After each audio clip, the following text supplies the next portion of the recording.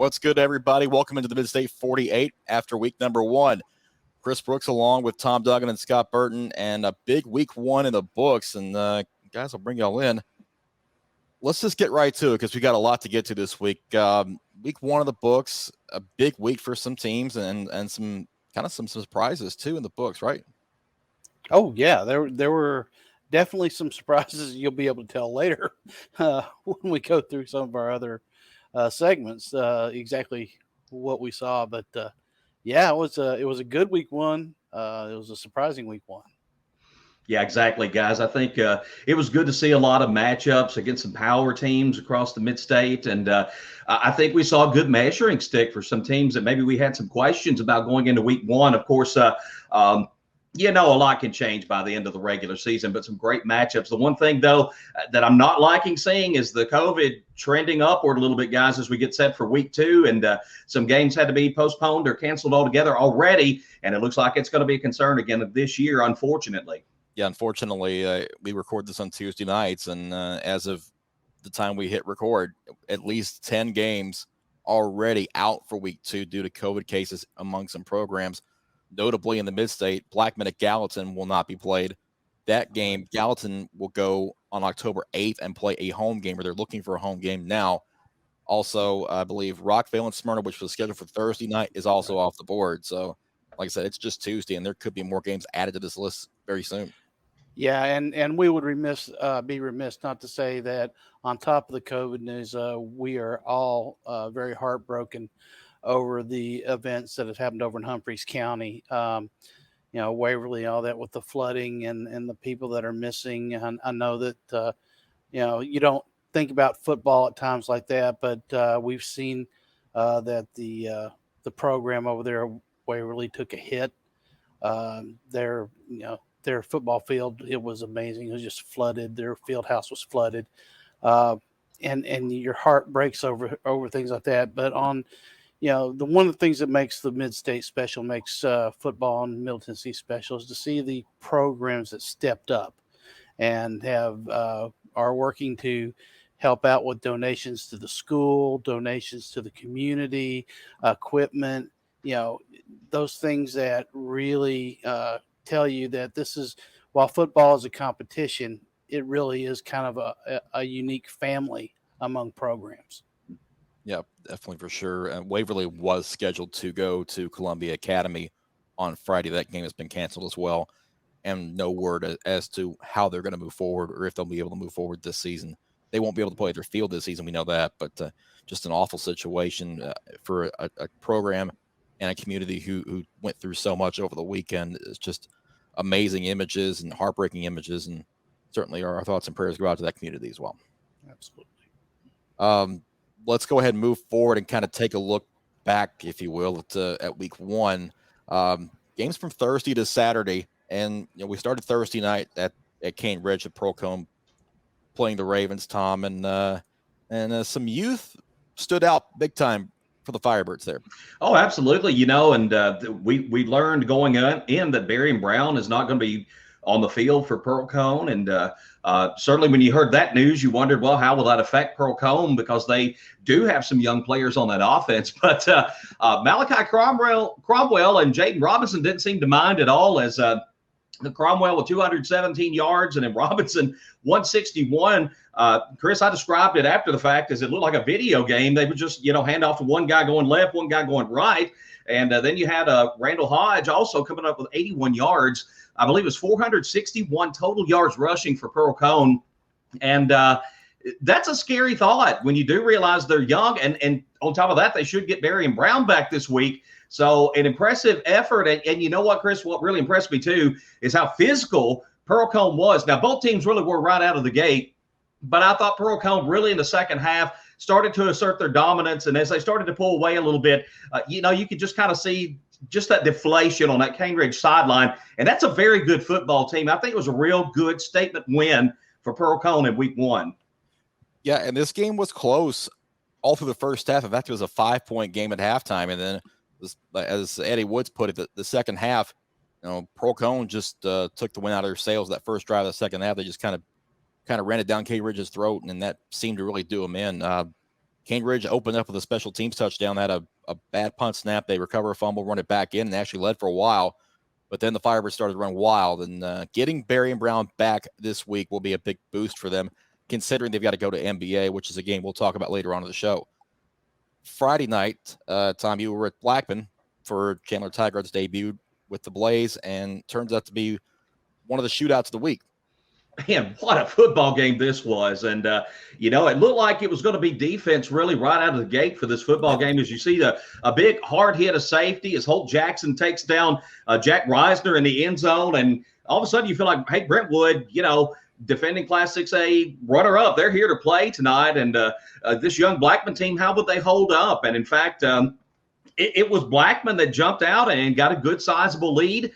There in that second half, I think it was 32-16 at one point. They had scored something like 14 unanswered points, but then here comes Brentwood. They start rallying, and they grab the lead late in the fourth quarter, and when you just felt like, well, Brentwood, their experience and all this is going to carry them on the victory tonight. Well, here comes Blackman, and what really breaks your heart, you got Scott Collins, the running back there for Brentwood, had a fantastic night, 4 touchdown runs the other night.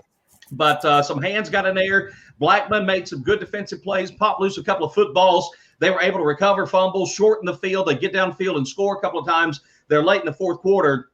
And for Coach Tigard, what a win for him in his debut because, leading up to that game, they'd had kind of the same issue happen in some preseason work where they had a pretty good lead and their opponent came back, got the lead back over them. And as young teams sometimes do, they just didn't know how to battle back. But that wasn't the case on Friday night. Well, they come back in an impressive win for Blackman in their season opener. Yeah, I wonder about the pace that they wanted to run. Did you kind of see that offensive pace? Yeah, certainly you could. You could see that they really want to go. They want to go. But what really set them back, particularly in the first half, a lot of penalties. You had a lot of dead ball stuff going on. And Coach Tigard even mentioned it after the game. They just really didn't get into the kind of ebb and flow that they wanted to. But I think you saw it more, particularly in that fourth quarter, as they started to rally. And Reisner, we saw him in the backfield, but also Peyton Thomas, their second-string quarterback. He was back there, and they were doing all kinds of just wild plays with Reisner tossing to Thomas throwing downfield or running out on sweeps. And this is going to be a fun Blackman offense to watch. People are going to love watching this offense. And, one thing Coach Tigard really wanted to put out after the game was the fact that, this is not just a gimmick offense. This is the way these guys coach. And, they've got some really neat looking plays out there. And they kept Brentwood off balance most of the night. I was impressed by what I saw, but I think he wants to play faster moving forward. Yeah. Well, Tom, we know that these up-tempo offenses often have issues with the defense. We saw late in the game that the defense actually stepped up for Blackman. And then we saw some turnovers on the Brentwood side. Do you think that the tempo got to Brentwood in the fourth quarter, maybe tired them out offensively? Or do you think that did you see any indications of the effect that offense had on the other team? I tell you what, Scott, actually late third quarter and early on into the fourth quarter, I thought Brentwood's defense was playing as well as they played the entire night. I just didn't see any true residual effect. And, of course, with a bigger roster, you can run more kids in and out, and it doesn't quite affect you as much. But what really got it, I think, was not the first fumble, but the second fumble when Blackman had the ball. I think it was on the 21-yard line. They had a short field, a chance to score to reclaim the lead in this football game.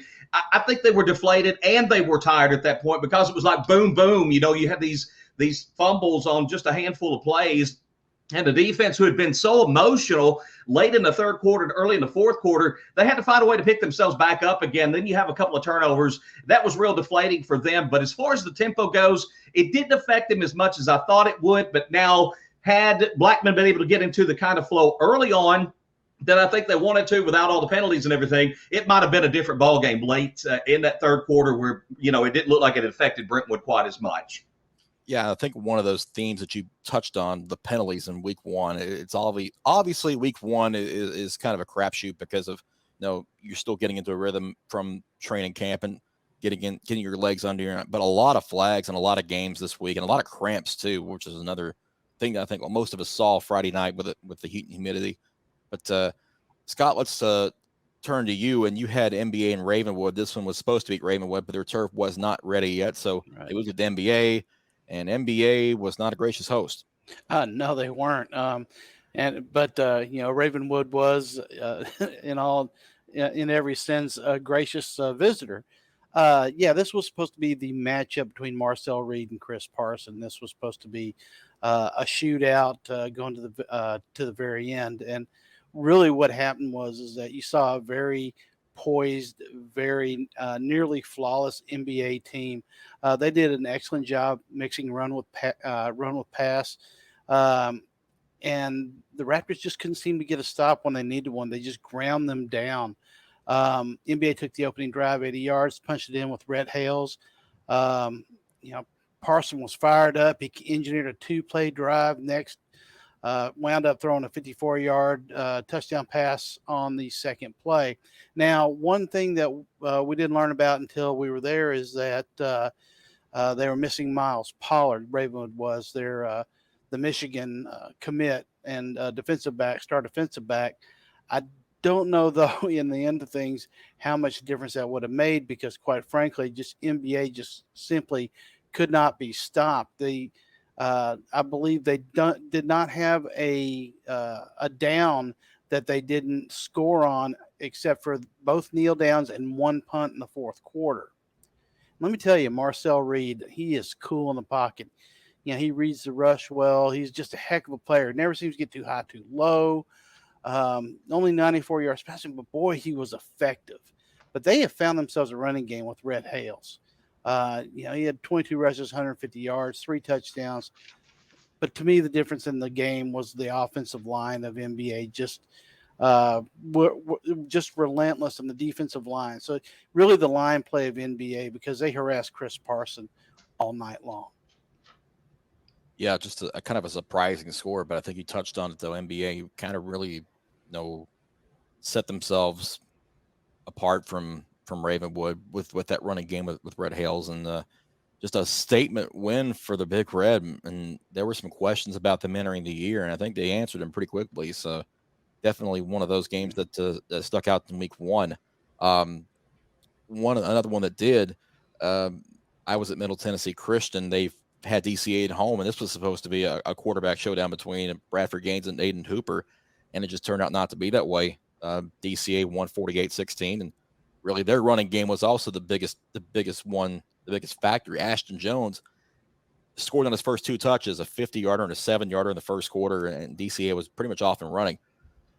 Middle Tennessee Christian, they just couldn't get anything going on the ground, in the air. Hooper had only 32 yards passing in the night, and DCA, Bradford Gaines, hit a big touchdown pass to Nathan Magalai for 70 yards, and Wildcats just kind of ran all over MTCS, and they kind of made a statement themselves that they're a serious contender in Division II Class A this year. And another kid from DCA, Brady Russell, 3 carries, 70 yards, 3 touchdowns. Wow. It's an efficient night. In fact, he had 1 call back, so he would have been 4 for 4. Wow. Had it not been for a flag. But this game, the penalties we talked about earlier, the penalties were a big part of this one. 28 combined penalties between the 2 teams. And DCA had 15 for 127 yards. So some week one rust has got to get shaken off in a hurry for them moving forward as far as the penalties are concerned. But Paul Wade was definitely happy with the effort with his team, and certainly happy with his running backs, because they did the job and beat what we think is a pretty good MTCS team that was missing about 12 to 14 players for various reasons. The injury bug had been kind of going through that program early on. So they're hoping to get some guys back later on, and hopefully that they'll be a little bit more effective during the season. We talk about another game that took place in week one. This was a Saturday night show over in Gordonsville, and Gordonsville shut out Smith County 14-0. And another one of these just knockdown, drag out defensive showdowns between these 2 teams, and they're rivals that have gone back 89 years, like since 1930. So, Smith County showed out and as far as the crowd was concerned, because that was a great atmosphere. Scott, you and I were there. Yeah. Pretty good night for it. Oh yeah, it was amazing. They had tailgates out there. Parking was an adventure. If you got there, if you weren't there an hour early, you were late. as I found out. We both found that out. Seriously, it was really an electric atmosphere. Both stands were active. And the great thing is that I think as a community, once again, it was a rivalry game, but it didn't seem to be, have, too much of that heated stuff and more of just like a fun crosstown rivalry to it. Yeah. And Gordonsville's defense shut out Smith County for the second straight year. They've done it a couple times before, but this one, it seemed like Smith County just never could get anything going offensively against Gordonsville's front. And on the other side, Smith County's front kept Gordonsville's running game in check. Yeah, that Smith County has some beasts up front, and I think it's just going to be a matter of time. They're missing an awful lot of players, including their starting quarterback and one of their starting offensive linemen, defensive linemen, one of the biggest guys I've ever seen. So, they're missing some people, so they can't do a lot of things they want to do. It's unfortunate, but you play through those things. I think that that Smith County team is going to get a lot better. Gordonsville is going to have to get a lot better too. They made some mistakes out there, and they had some trouble with those bigger linemen. Yeah, both teams had fumble trouble. I mean, this game had a lot of footballs hitting the ground. 11 combined fumbles between the two teams. Gordonsville lost 2 of them, and Matthew Albritton had a great night. 12 of 18 passing, 218 yards and a touchdown. He hit Landon Baker for a 81-yarder. Was a little pitch and catch and run 90 yards to get to the end zone. But 7 catches for 163 yards for Baker. Trayson Davis had 4 catches for 55. He went on a jet sweep and scored the other TD for Gordonsville. But they've got some. They're a little bit undersized up front. They're going to have to throw the ball quite a bit because the running game. They were held to minus yardage in that game Saturday night, and they'll need to be able to throw it effectively to run a good offense. Yeah, I think the most impressive throw of the night was the one that set up the second touchdown, where he had to evade the rush and then throw on the run and managed to hit a receiver dragging across the field. It was late in the downs, and they needed a spark, and he was able to provide it. Yep, just enough of a spark to get them to a 14-0 win, and they'll be at Watertown this week in a game that we'll talk about and pick later on in the show as well.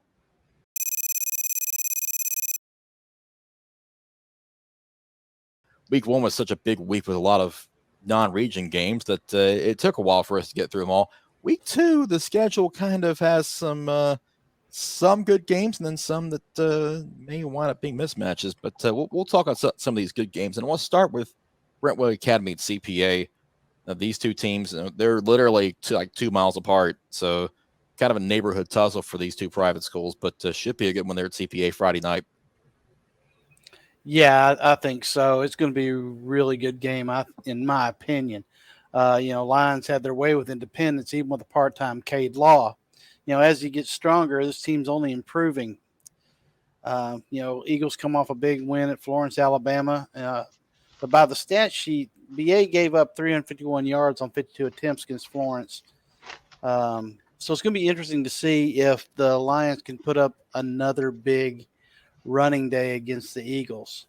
On the other hand, BA, they did benefit from several Florence miscues, so they're good at getting teams to turn the ball over. At least they were in that first game. So it's going to be really interesting to see who can win that battle in the trenches. I think that it's really going to be a really good game, but I think a lot of it depends on how healthy Cade Law is.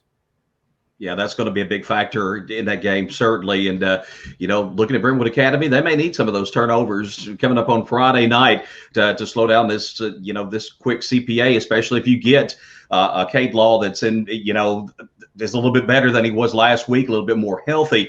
And Games always talk about the trenches. Scott, you mentioned that. I always love to talk about the trenches and how important that is. And, when you look at the experience there, I give a little bit of that, I think, right now to CPA in the trenches. I think they're just a little bit further ahead there. And, Brentwood Academy is a great program, have been for a long, long time. This ought to be a great game, guys. I think it'll be a fun game to watch. But I think some things are going to have to bounce Brentwood Academy's way Friday night because CPA, they've looked good in the preseason. They look pretty good in week 1 as well. They really have. And, considering that they beat a pretty good Independence team by 27 points. I mean, that's a statement win for CPA right off the bat.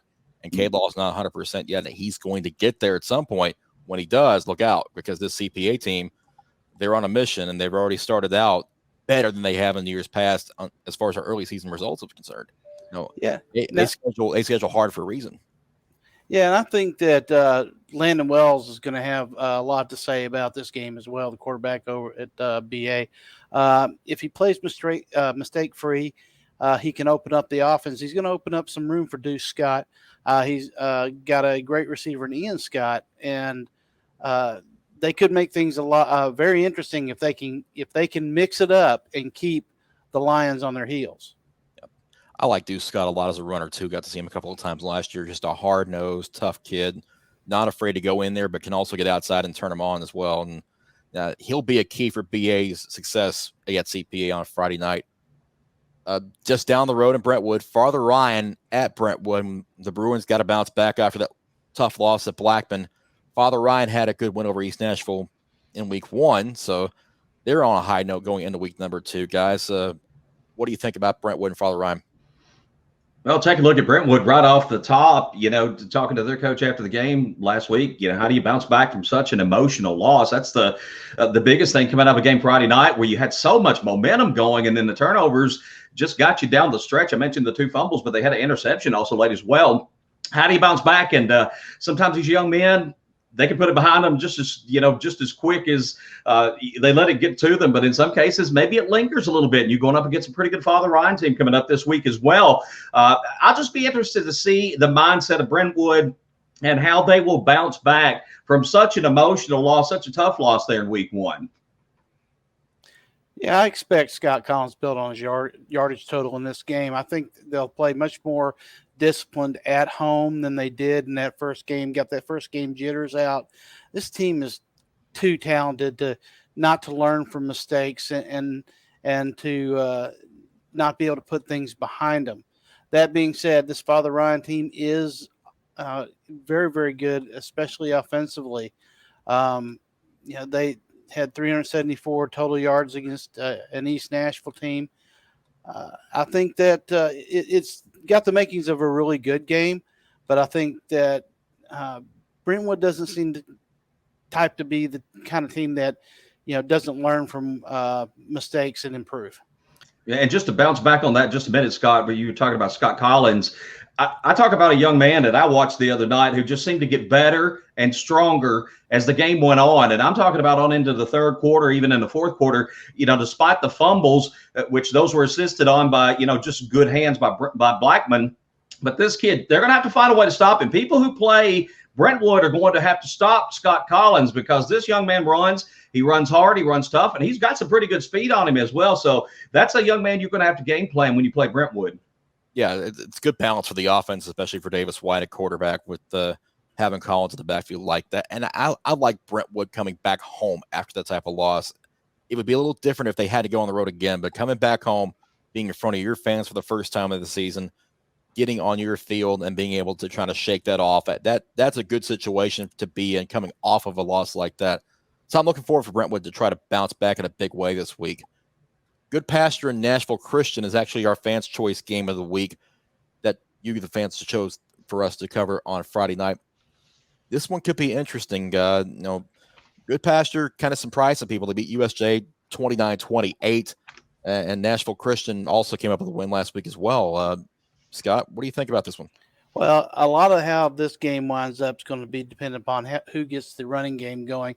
But this honestly could be a shootout somewhere in the 30s or 40s. These two offenses are powerful. Goodpasture, they knocked off USJ. And anytime you knock off USJ, it's an impressive win regardless of who you are. They have a sizable line that they've got a good quarterback in A.J. Brooks. Tanner Lang is a tall, speedy receiver. He can take a hit. They run a lot of stretch plays to the corner, so they have speed. This spread offense is powerful. Nashville Christian is no slouch. Tyler Morris, he's a run and pass threat. They've got several good running backs. Josh Strickland Jr. was their leader last week. But defensively, I think Nashville Christian may be just a little bit better. I know they had 4 sacks last week. The thing that gets you, though, is that this could go down to a special teams battle. And if it does, Nashville Christian's got to clean some stuff up. They gave up 2 kickoff returns on special teams last week. Yeah, and you can't do that. I mean, that's something that's just hard to overcome when you give up not 1, but 2 special teams plays like that. Very difficult to overcome. I'd love Goodpasture's size in the offensive line. Scott, you mentioned that. I'm always big on that. Having veterans in the trenches, I think that always kind of gives you a leg up. But I do like this Nashville Christian team. I like what they've got offensively. They've got some great speed. You mentioned Strickland, but there's Dion King out there. There's Jamel King out there. 2 guys that are just very fast out there on offense. Nashville Christian, that offense, it's going to be tough for Goodpasture to defend. And like you said, this could end up being a high-scoring game between these two. And like you, I kind of give the edge on defense just a bit to Nashville Christian. Yeah, on the coaching matchup here, you've got Greg Cotton, who got his first win as a head coach last week. And then on the other side, you got Jeff Brothers, a veteran at Nashville Christian. This is going to be kind of a tale of the younger head coach against the veteran. And we'll see how this one plays out. Independence at Lipscomb Academy is the next one on our list. And Lipscomb Academy decided they were not going to mess around. 62 first half points against Greater Atlanta Christian. They won 76-7, and Luther Richardson played a half and really didn't even need to play that much. Now, and Greater Atlanta Christian, from what I can tell, they're not a bad program. They went 12-1 last year. The only game they lost was in the playoffs. So I think that, I'm not knowing what they had coming back this year. It doesn't look like they were trying to schedule anybody that was too weak. But yeah, Chris, as you said, I mean, Luther Richardson was just perfect. 16-16, 277, 3 touchdowns. Alex Broom had a good day rushing and receiving. But let's talk about Caleb Beasley. This kid, not only is he a good defensive back, but he returned a pick and a fumble for a score. I mean, that's if he could have, blocked a punt for one, he'd have got the hat trick. I don't know, but 468 yards of total offense. Defense didn't give up much and had 2 picks. So, Lipscomb Academy had a great day, and what can you say? That's going to be they're a tough out for anybody. Yeah, and I spent some time last week trying to find out some information about their opponent, being from out of state and everything, just trying to learn a little bit. Like you said, I found them to be a pretty good football team. So you feel like this is a good measuring stick game right out of the gate for Lipscomb Academy. But, 62 points in the first half, guys. They were there to play. I think Lipscomb Academy genuinely has a chip on their shoulder. It's been a long time since they've brought a gold ball home. They won one. Trent Dilfer's just really got this program just really, really playing hard and just rolling right now. And I'm just still waiting for Lipscomb CPA. I know it's a ways down the road, guys, but those 2 teams really playing some excellent football just right out of the gate already. And we can't forget Independence in the situation. It's a tough draw for them to go from CPA to Lipscomb Academy the first 2 weeks. Yeah, who did they make mad? Exactly. Exactly. I mean, the thing about Independence, I think this is a good football team, and they're going to take some lumps early on, but they'll be better for having played these 2 teams up front. Oh, absolutely. And mistakes killed them last week. I mean, honestly, CPA is a team that thrives on creating turnovers and playing, solid football. They're like Iceman in Top Gun. They beat you with fundamentals until you make a mistake. Unfortunately, it doesn't get any better this week. But you know that Sky Blaze is going to make mistake-free football a topic of discussion and a point of emphasis. You know, you talk about teams getting better, playing a tough schedule, and I've brought that up to coaches before, and sometimes you get a different point of view from coaches. Sometimes they say it makes you better in the long run. Some coaches say it will make you better in the long run if you don't get beat up, if injuries don't take a toll on you playing in such physical games against such good physical teams. But I agree, Independence is a very good football team. A tough couple of games out of the stretch, out of the gate, but if they get through it and, you know, they don't have a lot of injuries or anything certainly serious on their front, I think this does benefit them in the long run. And I think they'll be a team to watch out come November. Yep. Let's keep it rolling. Creekwood at Fairview up next. And this game's interesting for Fairview. They are supposed to be on their turf this week. They're kind of cutting it close like Ravenwood was last week. So we'll see if that gets played at home or at Creekwood. But both these teams come in there with a little chip on their shoulders too. Chris, have you guys seen the field? Seen pictures of the field? You won't have any trouble finding the end zone. I mean, teams that play them may have trouble getting to the end zone, but finding them, not a problem. I mean, this is highlighter yellow. It's gorgeous. I mean, it is absolutely gorgeous. Yeah, Fairview loves their yellow for sure. And I can tell you, it is confirmed. They do have white jerseys that they wear on the road because they wore them at Page. I didn't know this existed because they love to wear those yellow jerseys even on the road, and sometimes it makes for a great colorful matchup. But they did wear white last week, which was surprising to me. Now, though Fairview had a lot of things go wrong last week, but they did have a lot of things go right. They controlled the time of possession on offense, and they had a chance to win the game if they don't have to go to their third-string quarterback. They lost the first stringer to cramps. And they lost their second stringer to sickness. This team is tough and physical on both sides of the ball. And Creekwood, they gave up 149 yards passing on defense and 2 TDs against Dixon County, but they never really were gashed. I think this is a really good matchup, guys.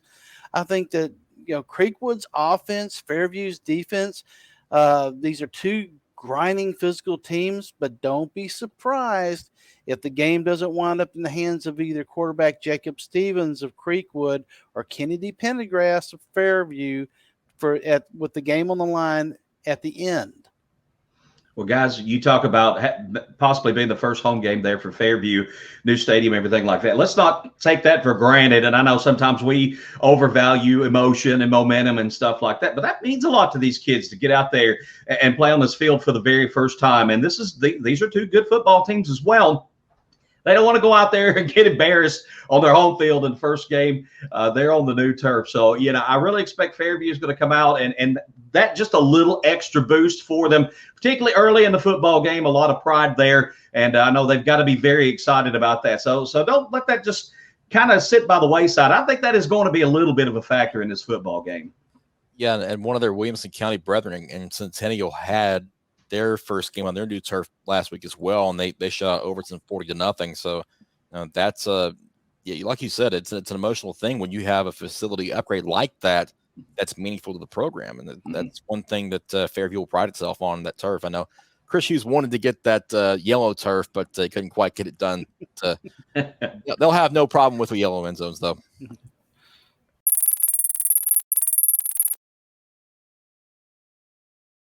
Gordonsville Watertown is next up, and Gordonsville coming off a big shutout win, as we talked about last week. Watertown went on the road to Fayetteville and did not fare nearly as well.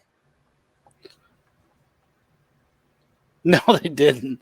It was a respectable night for Watertown. Braden Casino had a respectable night anyway. He's 148 yards passing, but they didn't do a whole lot on the ground. They only had 131 yards. 56 of those came from Casino. But they got the score within 8 to the defending 1A champs in the third, but then Fayetteville just kind of ran away with it. I don't know if this is indicative, if this is just a first game kind of jitters or first game, if they've got some issues. We're going to learn a lot more in this game, I think, about what Watertown has versus, what they showed in that first game. Well, I'll tell you what, seeing that score didn't quite surprise me. Seeing Watertown lose to Fayetteville, I think this is kind of a bit of a rebuild year for Watertown. And I know the last few years, they've more or less reloaded than rebuilt. They've had some great seasons that they've strung along each of the last few years. But at a point when you lose so much talent and you add a Quantarius Hughes-Malone and a Jordan Kaysen and a Jordan Carter that they lost last year to a DeRamus Carey that they lost a couple of years ago, and, some really good players that have been big anchors on this team for the last few years. I think this year it's going to be a bit of a learning and growing process. Of course, they do, as you mentioned, have their quarterback back in Cousineau, and there's some kids that are going to step up and be talented. But Fayetteville's a good football team, and I wasn't surprised to see them knock off this Watertown team. I think Fayetteville's going to be able to make some noise this year.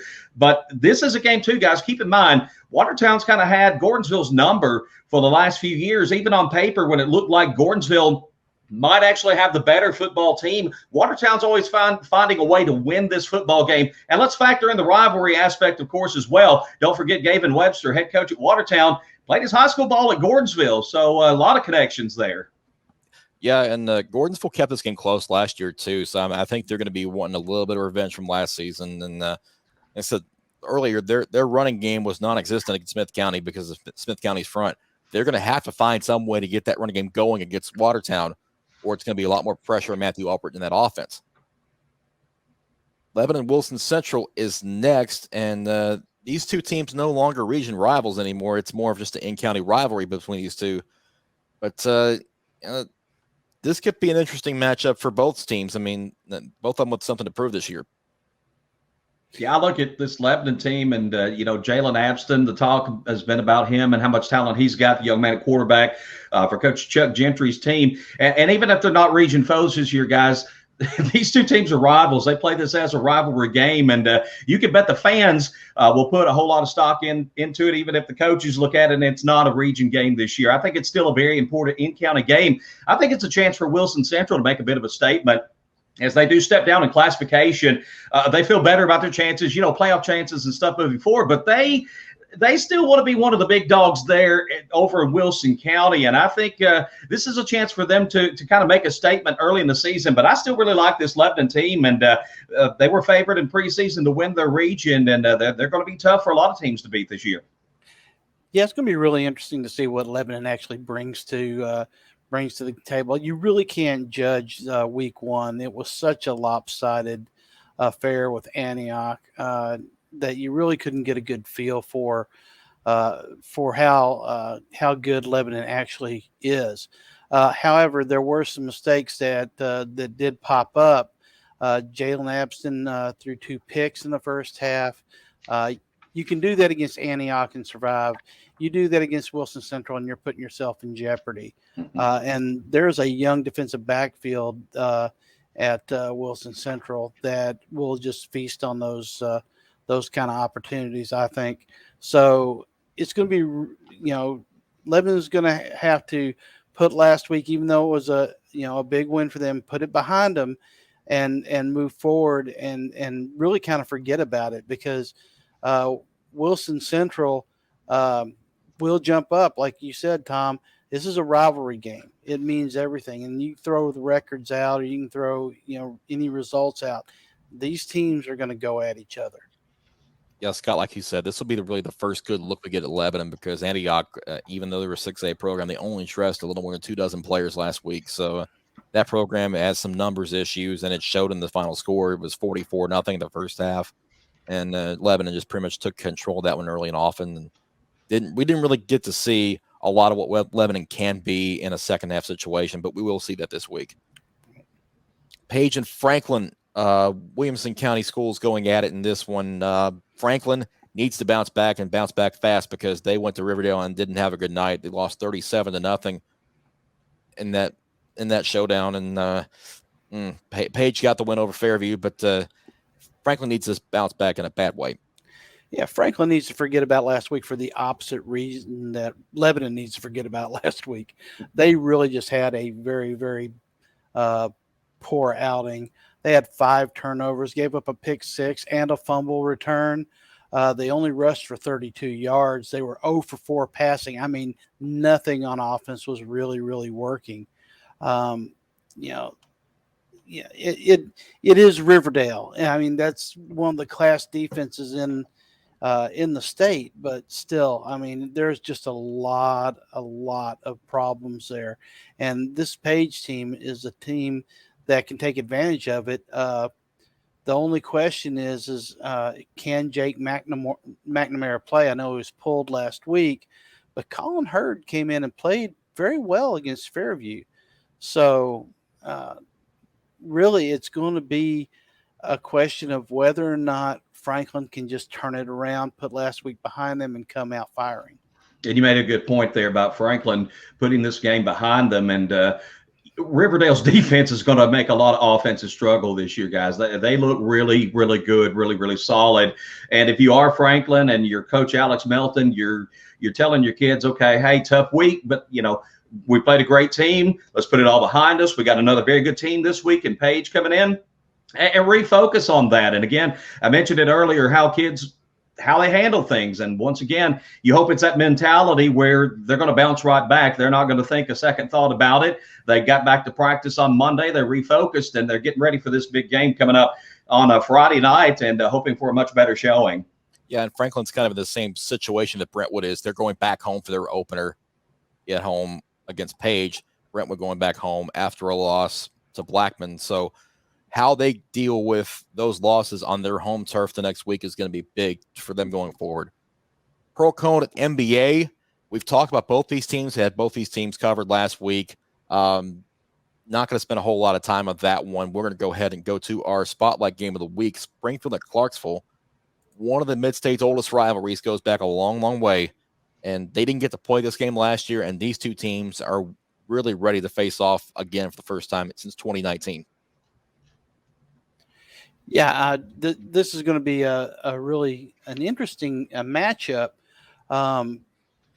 Springfield really got out of the gate last week against a Greenbrier team that I thought was going to be put up a much bigger fight than what they did. But they basically just ran all over them. Lamarius Daniels, 19 carries, 146 yards, and 4 TDs. I mean, he had a career day. 45 passing yards. They didn't do a whole lot there. But their defense, they only gave up 2 first downs in the first half and only 5 total to Greenbrier. Now, Clarksville, they struggled against McGavick, but I still think they're trying to find out exactly who they are on offense. Rayshawn Bowling appears to have won the quarterback battle, but they lost Davin Geringer, who they were counting on to be their quarterback. He tore his labrum playing baseball, so Rayshawn's the man now. I think it's going to take a little bit of time for that offense to come together, but they are very, very explosive. And they're not going to be a pushover, I don't think, for Springfield.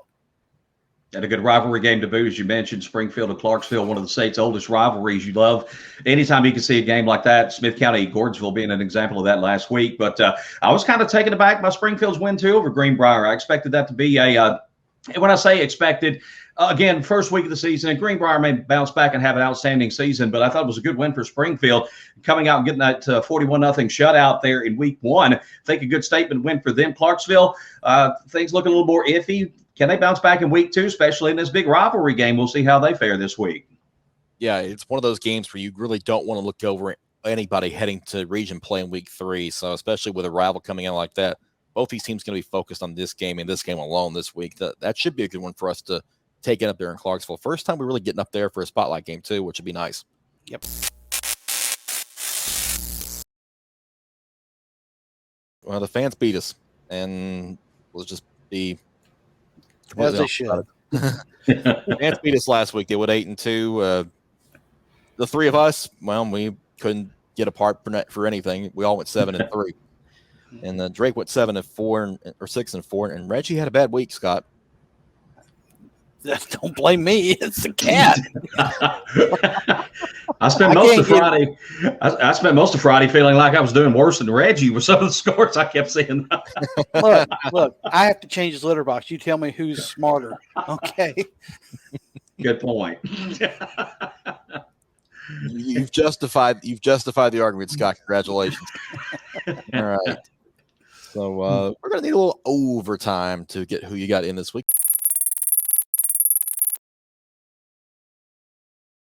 But that's all right. We'll go ahead and get right down to it. Let's kind of take a look at the picks for this week and see who everybody has. Right. Here's our first 5 games. Brentwood Academy at CPA. Let's just bring Reggie in right here. And Brentwood Academy at CPA. Who did everybody pick?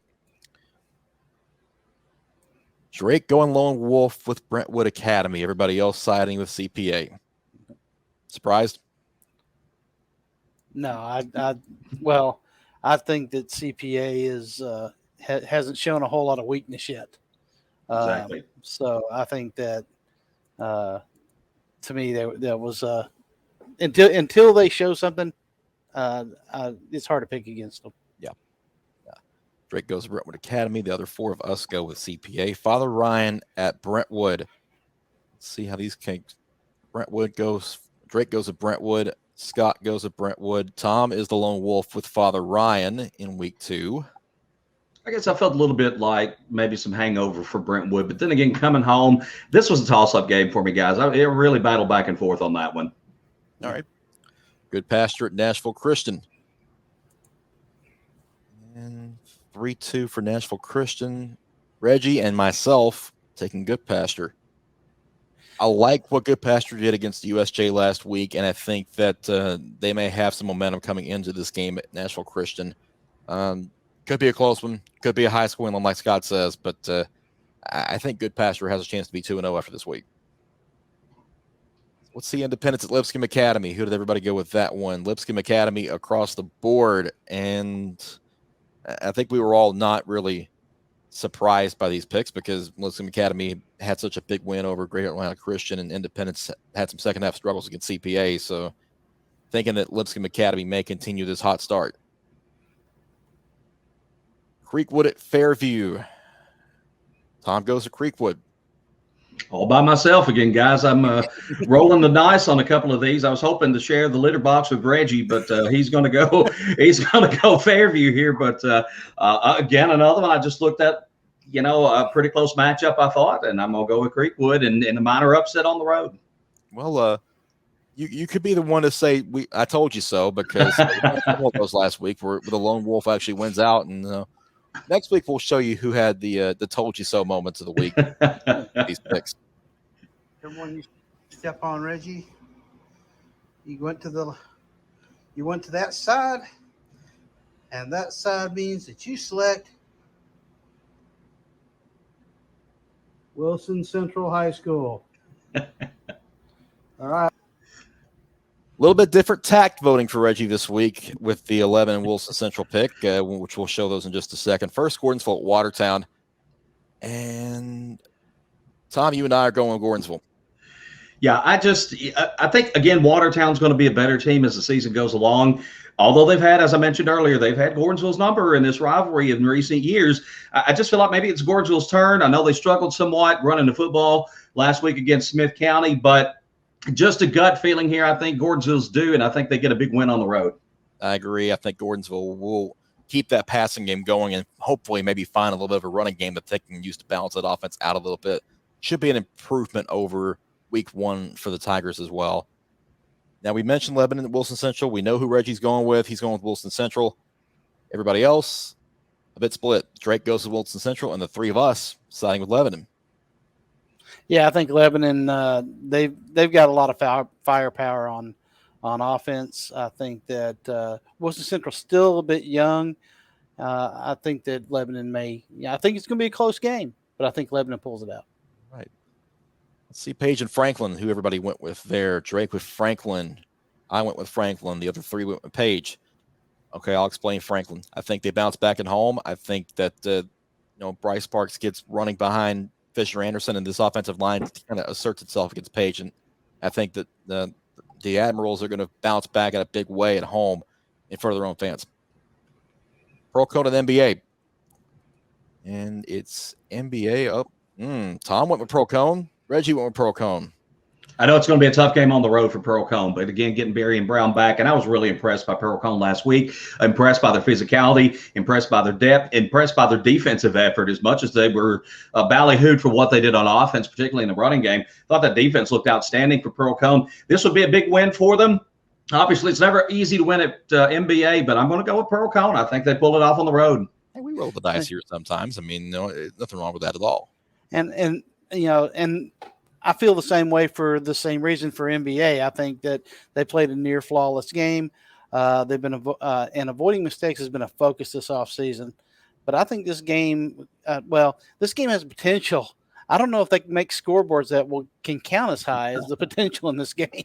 Absolutely. But I think it's close early, but I actually think the NBA pulls away from this one near the end. That's a big scoreboard of the NBA, but I think you're right. It may be hard to get that high with the number of points each team can put up.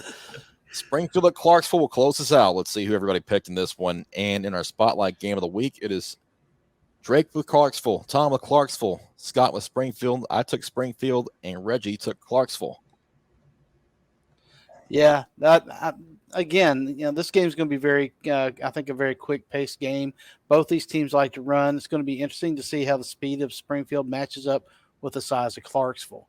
I do like Clarksville a lot. They're physical, they're quick, but I think they're missing a dimension to their game, and that dimension would keep those speedy secondary players on their heels for Springfield. Right. And that might have been what got me with Clarksville. It being a rivalry game. They're playing at home. Such a great atmosphere it should be for this game coming up on Friday night. And this was almost a toss-up game for me because looking at both teams, I like a lot of aspects about these two teams on paper. But again, it being a rivalry and it being a home game, I'm going to go with Clarksville. All right. Take one last look at the picks for who you got this week. They're the first 5 games on your screen. If you're listening to us on podcast, sorry you can't see it, but take a look at the next 5 real quick, and then we are about to get out of here. So, guys, real quick, time for one last word. Well, guys, for my last word this week, it's just, again, lots of thoughts and prayers going out to the folks in Waverly. And, we're not worried about football in Waverly right now. I don't know, a lot of people are, saying a lot of prayers. And it's good to see the gestures, as you guys mentioned earlier, all the outpouring of love and help to that community with all that happened during the flooding last week. But just hoping that some semblance of normalcy will be able to return in the coming weeks, and not just for the football team and the school, but for that community as well. And on one other note, let's hope COVID, this is not going to rob us of, parts of another high school football season, but already it's taken its toll on these first 2 weeks. Yeah, let's try to be as smart as we can. Try to do the things we need to do necessary to make sure these kids have a season. We saw partial seasons taken away last year. We saw teams having to fight for the chance to play. So, like Tom said, let's just try to do things the right way and see if we can't keep the COVID thing at bay. Yeah, definitely well said for both of you. Mainly my last word is this, let's keep doing what we need to do to keep these kids in the field, because 2020 was bad enough. Let's be better in 2021. And we're already seeing some effects of COVID. We don't want that. We don't want a repeat of 2020 at all. So let's do what needs to be done to make sure that they're still on the field. So that's all I got. And that's all the time we've got. Thanks for listening. Thanks for watching. We will talk to you next week. Until then, for Scott Burton, for Tom Duggan, I'm Chris Brooks. This is Midstate 48, where we try to get you ready for Friday night in 48 minutes or less. We need a little overtime sometimes. See you guys. Thank you for watching.